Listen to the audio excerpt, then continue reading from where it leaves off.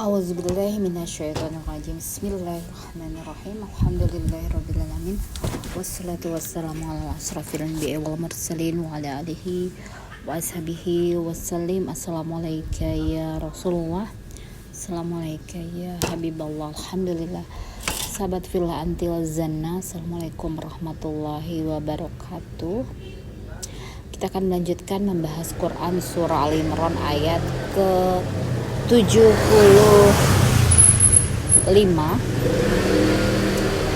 Ya, mengapa di Quran surah Al Imran ini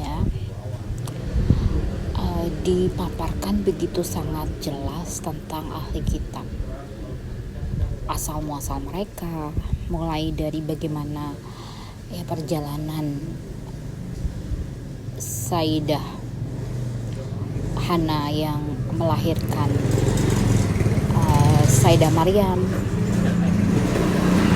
kemudian lagi bagaimana penghambaannya kepada Allah, kemudian lagi dijelaskan tentang ciri-ciri ahli kitab, apa itu ahli kitab. Karena pada zaman Rasulullah Sallallahu Alaihi Wasallam, Nabi berhadapan dengan banyak ahli kitab, tentunya karena saat itu adalah Islam baru saja akan disiarkan, sedang disiarkan. Pada saat ini pun kita masih banyak berhadapan dengan ahli kitab. Kalau di Indonesia ini kita berhadapan dengan ahli kitab dari kaum Nasrani. Tapi yang dimaksudkan dengan ahli kitab di dalam Al-Quran ini adalah yang tidak menyembah kepada selain Allah. Jadi kalau yang menyembah kepada selain Allah itu dikatakan bukan sebagai ahli kitab. Dan kaum Yahudi pun kalau di Indonesia ini masih sangat jarang ada, tapi disembunyikan, tidak begitu kentara walaupun ada. Dan mereka ini memegang peranan penting dalam perekonomian dunia, dalam segala taktik yang politik yang mereka buat secara sistematis, mulai dari perdagangan, segala macam, dunia hiburan dan lain sebagainya. Tentu saat ini kita berhadapan dengan tentu para ahli kitab ini. Dari dulu hingga sekarang tentunya Al-Quran ini sangat berguna untuk sebagai kita pegangan bahwa tidak ada yang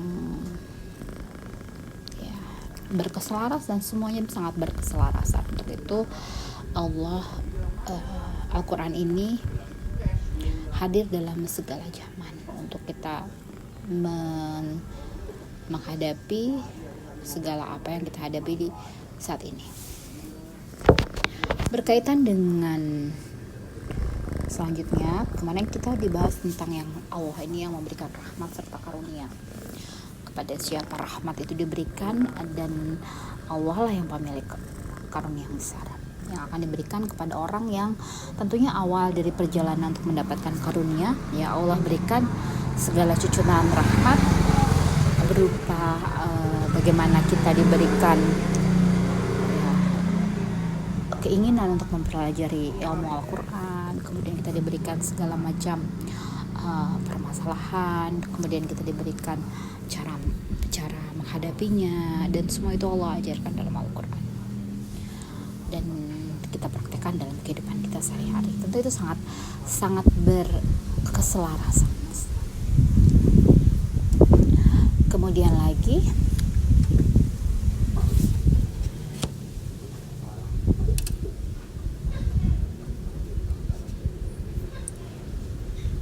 di ayat ke-75 ini yang membahas tentang dan di antara ahli kitab ada yang jika engkau percayakan kepadanya harta yang banyak, niscaya dia mengembalikannya kepadamu. Mempercayakan ini bisanya kita menitip ataupun ibaratnya kita menabung kali ya. Dia akan mengembalikannya kepadamu. Tapi ada pula di antara mereka yang jika engkau percayakan kepadanya 1 dinar, dia tidak mengembalikannya kepadamu. Ini tentunya adalah suatu hal yang bertolak belakang. Ada yang dititipi sedemikian banyak dia amanah, ada yang dititipin 1 dinar pun dia tidak amanah. Ya, satu hal yang kontradiktif bahwa ada ya, jenis macam orang seperti ini, yaitu dari golongan ahli kitab. Ini agar kita lebih memiliki kehati-hatian untuk menghadapi mereka. Tentunya yang bisa membedakan mana ini yang bisa dipercaya dan mana ini yang tidak bisa dipercaya, dipegang. Tentu kita harus memiliki pandangan mata hati, dan itu harus dipelajari yang Allah berikan dalam Al-Quran ini. Bagaimana kita memiliki pandangan mata hati untuk menilai apakah orang ini bisa dipercaya atau tidak.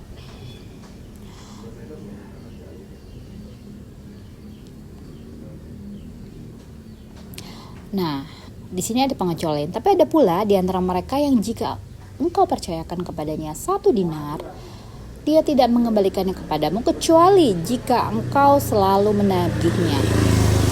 Nah, di sini ada pengecualian. Jadi ada orang ya yang dititipi walau hanya 1 dinar, karena ditagih terus maka mereka akan mengembalikannya.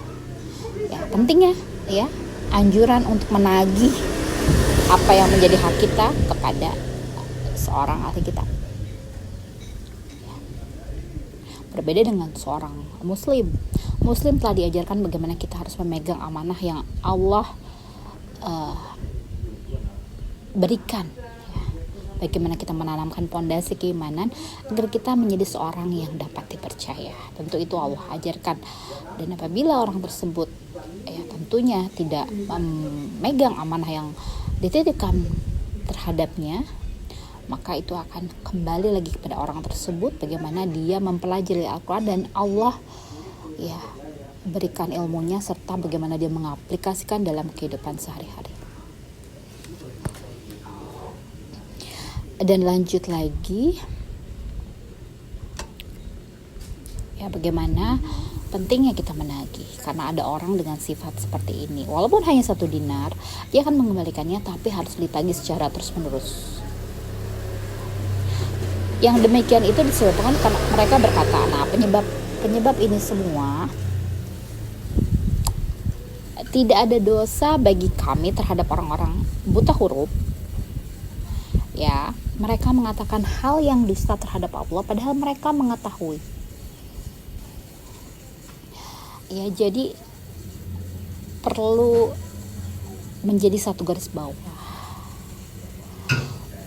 bahwa mereka akan melihat apakah yang orang dihadapinya ini seorang yang buta huruf atau tidak dapat membaca, ataukah dia dapat membaca. Jadi mereka ini pintar ya. Untuk orang-orang yang buta huruf, mereka akan mengelabuinya. Mereka menganggap itu tidak ada dosa atas apa yang tidak dimilikinya, itu kepandaian dalam membaca. Mereka mengatakan hal yang dusta terhadap Allah padahal mereka mengetahuinya. Apa yang bisa kita pelajari dari rangkaian ayat ini? Allah menampilkan orang yang dapat dipercaya, seorang ahli kitab yang dapat dipercaya walaupun dia diamanahkan sedemikian banyaknya harta yang dititipkan kepadanya. Dan ada orang ahli kitab ini yang tidak dapat dipercaya walaupun hanya 1 dinar dititipkan kepadanya, kecuali kita menagihnya secara terus menerus. Tentunya untuk menilai hal ini, apa yang mereka sekehendak hatinya, menentukan hukum-hukum dalam menghukumi apa yang mereka harus katakan yang sejujurnya, kebenaran apa adanya, namun mereka berdusta, mengingkari apa yang dari kebenaran. Hal ini disebabkan karena orang yang dihadapinya adalah orang yang buta huruf. Di sini pentingnya orang untuk belajar, untuk mempelajari huruf pentingnya kita untuk belajar untuk bisa membaca,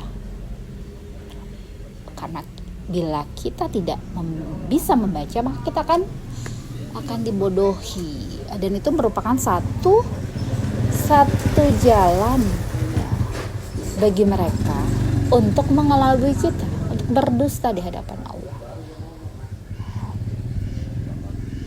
Padahal ya Allah itu tahu bahwa apa yang ada di dalam isi hati manusia, Allah mengetahuinya.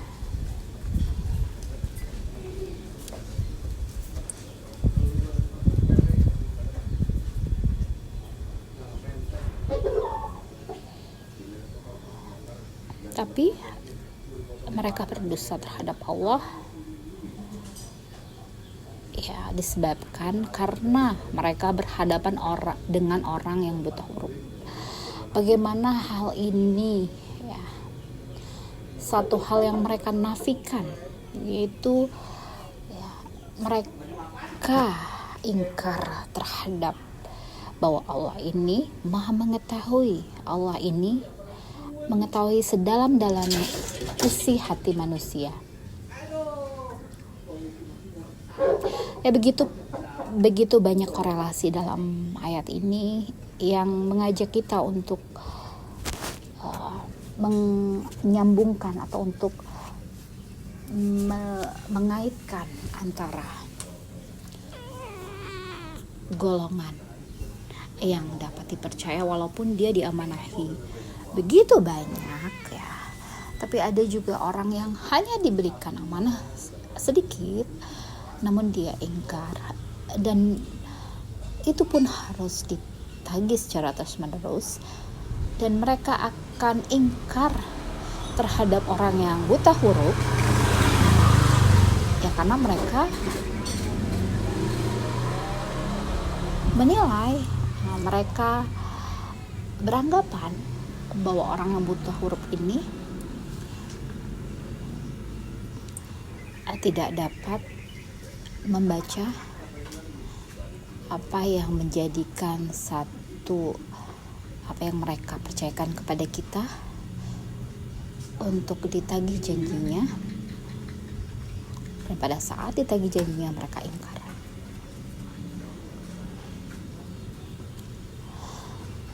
Pentingnya kita bisa membaca, pentingnya menuliskan apa yang kita amanahi, pentingnya untuk mengasah pandangan mata hati, pentingnya kita untuk berhati-hati terhadap golongan ya ahli kitab, agar menjadi satu pembelajaran bagi kita bahwa Islam ini berbeda dari mereka, karena Islam mengimani bahwa Allah mengetahui segala sesuatu dalam keadaan gelap, mau yang dalam keadaan basah atau kering, biji yang mentik, yang orang yang baru dilahirkan, mana yang memiliki ilmu, mana yang enggak, siapa yang dikebumikan, siapa yang baru dilahirkan, siapa yang memiliki kedalaman ilmu, siapa yang tidak, Allah mengetahuinya, karena semuanya itu telah tertulis di Lauhul Mahfuz. Itu adalah satu hal yang penting bagi kita umat muslim untuk mengimani bahwa kita berbeda, bahwa kita lebih mengasah pandangan mata hati kita untuk bisa menilai ya, karena kita bersinggungan dengan banyak orang di luar sana, mana yang bisa dipercaya, mana yang tidak, dan kita harus memiliki ilmu untuk bisa membaca, untuk bisa mengerti tata cara pinjam meminjam ataupun tata cara bagaimana menitipkan amanah, seberapa banyak, berapa lama, ya, agar orang-orang ini tidak mengelabui kita ataupun berdosa di hadapan Allah. Dan satu lagi,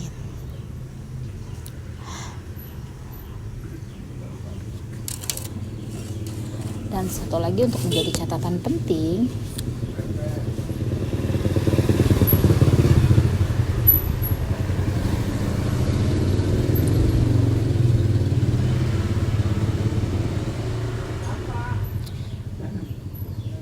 jadi catatan penting bagi kita ya, selain tadi mengasah kemampuan pandangan mata hati, kemudian lagi untuk bisa memilah dan memilih mana yang bisa dipercaya, mana yang tidak, karena Allah yang memberitahukan.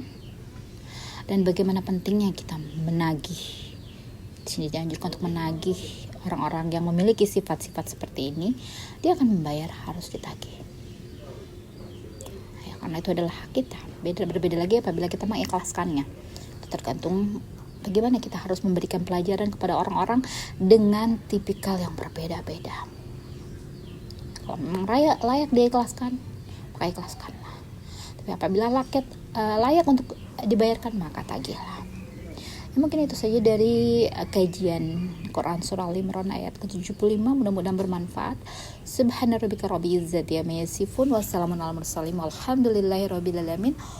Billahi taufiq wal hidayah. Assalamualaikum warahmatullahi wabarakatuh. Wallahu a'lam bishawab.